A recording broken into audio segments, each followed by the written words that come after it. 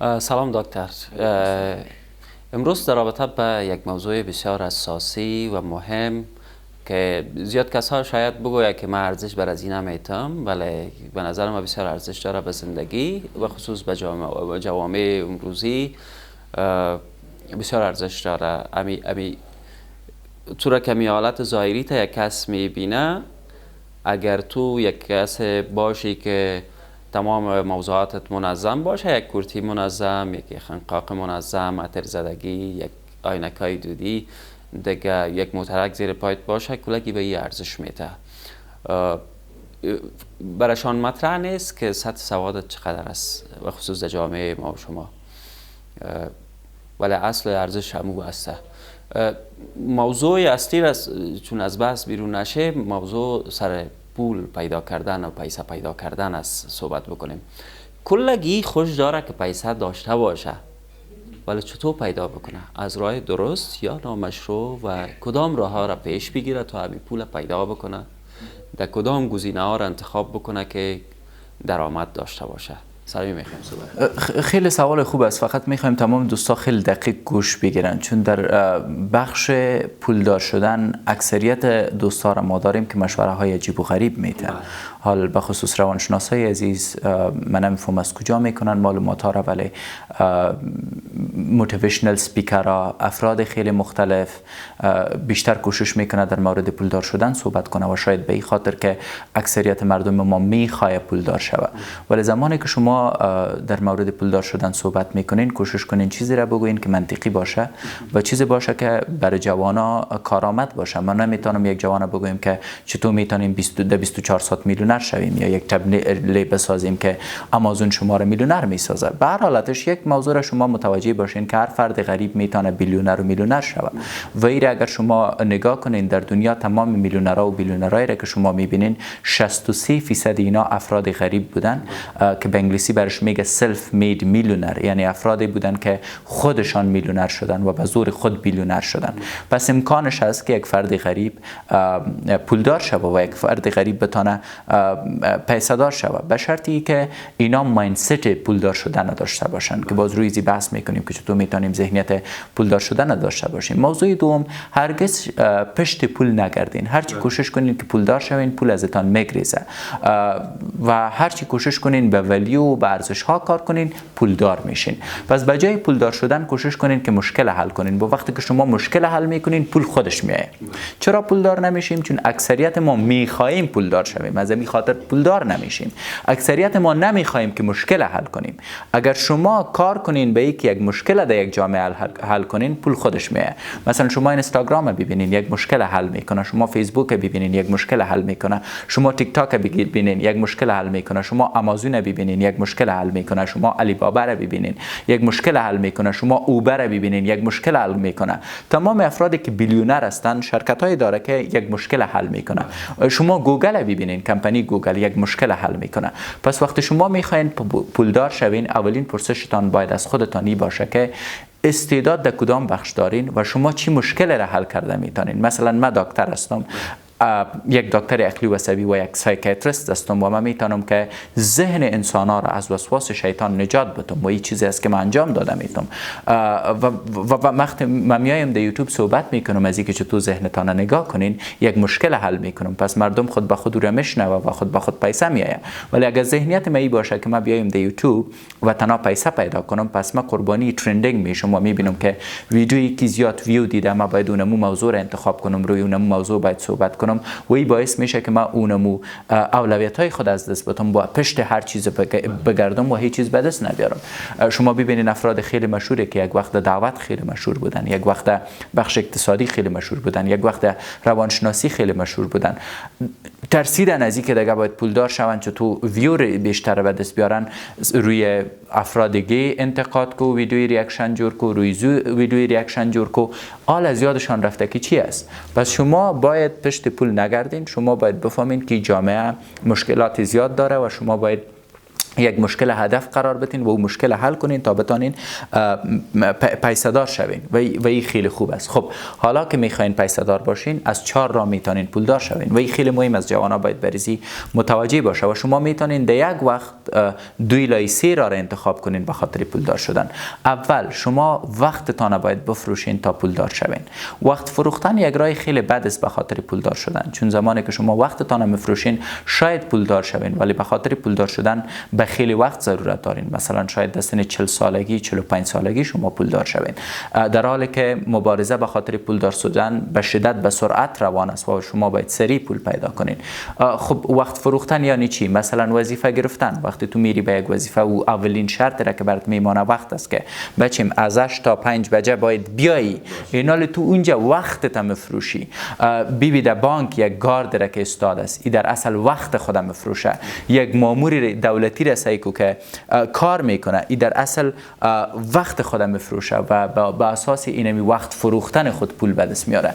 اینال شما یک چیز باید متوجه باشین که اگر نمیتونین از راههای دیگه استفاده کنین و یگانه آپشن شما اینمی است که وقتتان بفروشین، پس در جای باید وقتتان بفروشین که ارزش وقت فروختن داشته باشه. به خاطر بهتر فهمیدن براتون یک مثال میتم. مثلا اگر ما را کسی بگوید که من تو در رستوران برگ رئیس میگیرم و برات مای $1200 میتم و یک کسی دیگه برام بگه که من در دبی در یک هتل 5 ستاره تو را یک کارمندی میگیرم که تشناب پاک کنی و $300 برات میتم، من کدامش باید انتخاب کنم؟ هر دویش وقت فروختن است، در هر دویش وقت مضایع میشه. من برگ انتخاب نمیکنم، ریاست برگ انتخاب نمیکنم، بلکه انتخاب میکنم تشناب شستن در هتل 5 ستاره دبی. چرا؟ چون اونجا محیط است که من میتونم مردم پولدار ببینم، اونجا محیط است که من میتونم یاد بگیرم که پول چی نوع کار میکنه، اونجا محیط است که من میتونم با افراد مختلف روبرو شوم که میتونه زندگی ما تغییر بده. پس مشکل ما افغانا چیست؟ بیشتر دوست داریم که وقت خود بفروشیم و برای ما اصلا مهم نیست که در کجا وقت خود بفروشیم، فقط بر ما مهم است که دفعتاً پول خوب داشته باشیم و این باعث میشه که ما مشکل پیدا کنیم. مثلا اگر برای ما یک کسی بگه که تو در یک رادیوی که هیچ کس نمیشناسیش کار کو، ما بر تو $500 میتیم، اینجا وقتت بفروش. ولی برای ما بگه در BBC کار کو $100 میتیم، ما $500 در اینجا نمیگیرم بلکه در BBC کار میکنم $100 میگیرم. پس انشالله که موضوع متوجه باشین که ما میخوایم چی براتون بگویم. من یک مثال از یک بچه بتم که شاید خوبتر براتون این مسئله را تشریح بسازم. یک بچه در یک رستوران قرض میکنه پوله، یک رستوران 5 ستاره در امریکا میره و میگه که من میخوایم اینجا گارسون باشم و من پول نتین، من به شما پول میتم اما مرا بانین که گارسون باشم. و این آدم آغاز میکنه اوجا گارسون بودنه و دیگر روز جیف بیزوس در رستوران میایه و این پیش جیف بیزوس میره، قهوه‌ای که او خواسته او را برش میمانه و بعد از اون میتینگ جیف بیزوس خلاص میشه و میخواد که پول پرداخت کنه. از رستوران یک نفر برش میگه که ام پولی تو پرداخت شده. این میگه که کی پول ما پرداخته؟ میگه یک گارسون پولی تو را پرداخته. اینال به جیف بیزوس جالب است که گارسون چه تو پول پرداخته. میگه تو گارسون بخوای، وقتی گارسون میخوای میگه چرا پول ما پرداختی؟ این گارسون میگه که من یک آدم غریب خانه خود فروختیم، آمدیم اینجا گارسون شدیم، برای اینا پول میتام تا روزی شوه که تو اینجا بیایی و من پول قهوه تو را بتم و هیچ پشیمان نیستم که این کارا کردیم چون این ارمان ما بوده. جیف بیزوس میگه تو بیا با ما کار کو و آدم $300 میتر ایده کریپتوکرنسی او را شیر میکنه و امروز آدم میلیونر است. پس خیلی مهم است که اگر شما وقت خود مفروشین در جای مهم بفروشین، با افراد مهم بفروشین. ولی اگر از من مشنوین، اگر راههای دیگه دارین وقتتان نفروشین، چون این مزخرف است. ما خودم تجربه کردیم، 15 سال 16 سال ما یک جای وظیفه کردیم، وقت خود فروختیم ولی امروز هم عاید خاصی ازش ندارم، اما همیشه که ما تا ما خود برسانم. پس اگر وقت خود مفروشین در یک جای ارزش بفروشین. ما وقت خود در یک جای با ارزش فروختیم، چیزای خیلی زیادی یاد گرفتیم، به خصوص از یک برند بودیم و از این زاویه خوش هستم. اما در این حالت میفهمم که وقت فروختن سخت است. کار دومی خیلی که میکنین اگر وقت خود نفروشین، آپشن دوم چیز؟ معلوماتتان بفروشین. معلومات فروختن به مراتب بهترتر از وقت فروختن است. خب معلومات خود چه رقم بفروشیم؟ فعلا من معلومات خودم میفروشم. ما با تو هستم در این ویدیو و این ویدیو فقط در یک زمان مشخص است و زمانی که این ویدیو ویدیو ثبت میشه و میره به نشرات، 3 سال بعدم یک فرد میتونه ایره ببینه و هر باری که او فرد ایره میبینه برای ما عاید میایه.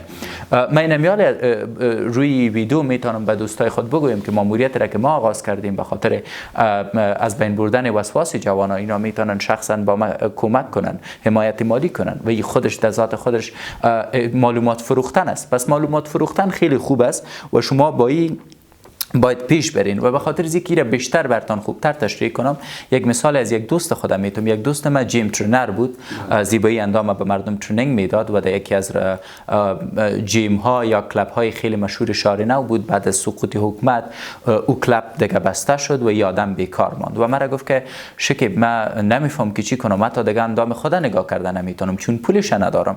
بعد من گفتم معلوماتت بفروش و یادم 50 ویدیوهای ساخت چطور بازوی خود جور کنیم، چطور سکس پک خود جور کنیم، چطور سینه های خود جور کنیم و بعد از اینکه معلومات ثبت کرد و ادیت کرد یک وبسایت برش ساختیم و حالی هر کسی که میخواد به لسانی دری این میترنینگا را به دست بیاره میره در وبسایت 35 الی 45 دلار پیمنت میکنه، برای یک ماه این کورس به دست میاره. حالا میگم چطور است؟ میگه حالا بیکار میشینم هر روز میبینم در ماه در وبسایتم 30-40 نفر اضافی آمده اپلای کرده. خب ماهانه ایدتال چقدر است؟ والا از ماه اول 300 بود، حالا 700 شده. حالا چند است؟ حالا 1400 شده. ساعت به ساعت پیش میره. یک بار زحمت کشیده، حالا این خدمات خود به مردم ارائه کرده، مردم میای پیمنت میکنه و معلومات ایره میخره و این زندگی راحت داره.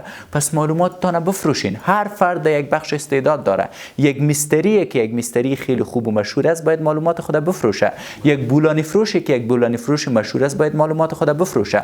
همچنین یوتیوبرها. ببینین یوتیوب که در افغانستان آغاز شد، بیشتر ما وقت خود بفروشیم به جای که معلومات خود بفروشیم. چرا اکثریت ما ایده نداریم؟ اکثریت ما اصلا نمیفهمیم چرا یوتیوب ساختیم. اگر تو میخوای یک یوتیوبر خوب باشی، اول باید ببینی که مردم به چی ضرورت داره، بر اساس ضرورت اونا تو معلوماتت بفروشی. من یک مثال خیلی خوب هستم. دکتر شکیب چینل است و فقط واضح است که من دکتر هستم و کل مسائلی که شما در اینجا میبینین در مورد طبابت است، در مورد مغز شماست، در مورد صحت فیزیکی و روانی شماست. پس من متخصص یک بخش هستم و معلومات خودم میفروشم. پس این راه دوم است که شما میتونین پیسه دار شوین. راه سوم، شما یک خدمات داشته باشین یا هم یک پروداکت باید داشته باشین. حال خدمات یا یک پروداکت چی معنی؟ مثلا یک کلینیک میسازی، در اون کلینیک مریضا میایه، تو برش خدمات میدی، در بدل خدمات پول به دست میاری. یا میری یک شامپو میسازی. مثلا من همیشه ایره مثال میتونم. من یکی از دوستا دارم که یکی از کمپانی نوشابه باب داره و این کمپانی هیچ وقت مشهور نمیشد و ای گفت که من برش یک اعلان جور میکنم و اعلانش شکلی بود که فلان انرژی هم قبل از غذا هم بعد از غذا و این شعارش ایره مشهور ساخت. حال بحث ما روی او آدم نیست، بحث ما است که یک پروداکت داره که سر مردم بفروشه. اینی وقت خودم میفروشه، نه معلومات خودم میفروشه، بلکه یک پروداکت یا یک تولید خودم میفروشه. پس هر زمانی که تو میخوای تجارت کنی و هر زمانی که تو میخوای پیسه دار شوی، از خود باید پرسان کنی که چی را میفروشی. وقتت هم میفروشی، معلوماتت هم میفروشی یا پروداکتت هم میفروشی. حالا افرادی که بیلیونر هستن اونا چه رقم بازی میکنن؟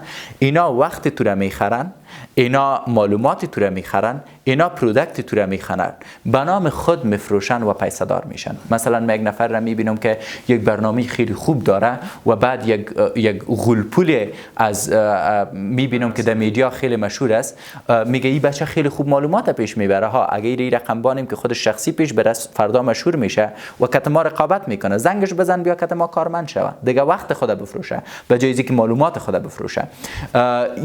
او را میاره اسیر خود میسازه. یک نفر میبینیم که یک پروداکت خیلی خوب ساخته ولی پیسه همراهش نیست که لانچ کنه. یک تجار میگه که من برات لانچ میکنم، 70% از من 30% از تو. یک مثال خیلی خوبش اینستاگرام یک آدم خیلی عادی ساخت، اما میتا یک کمپانی غول پیکر بود، آمد گفت که خب اینستاگرام یک مشکل حل میکنه، ما ازت میخریم. 1 بیلیون دلار خرید، اینا سرش نوش میکنه. یا توییتر رو ببینین، یک خدمت خیلی خوب بود، آدمایی که را پیش میبرد، ایلان ماسک آمد ازش خرید، آل سرش تجارت میکنه.